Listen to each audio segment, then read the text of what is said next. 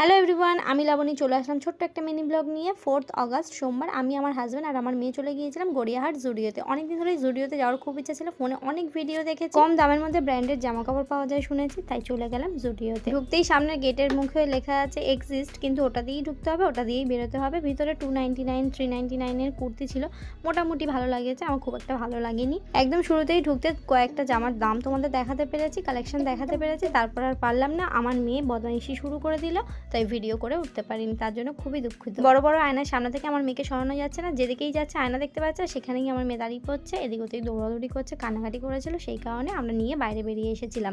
জুডিও থেকে আমার মেয়ের জন্য দুটো টপ আর আমার জন্য একটা লিপস্টিক কিনে চলে এসেছি গড়িয়াহাট এম বাজার, বাজার কলকাতার সামনে। এখানে এসে আমার মেয়ে একটা আইসক্রিম নিয়ে নিল, তারপর আমার হাজব্যান্ড আইসক্রিম নিয়ে নিল, তিনজন মিলে আইসক্রিম খেয়ে চলে গেলাম বাজার কলকাতা। বাজার কলকাতা থেকে অনেক শপিং করেছি, তোমাদের সাথে নেক্সট ভিডিওতে অবশ্যই শেয়ার করবো। আর কারা কারা পুজো শপিং শুরু করে দিয়েছে আমাকে কমেন্টে জানিও। ভিডিওটি ভালো লাগলে লাইক কমেন্ট শেয়ার সাবস্ক্রাইব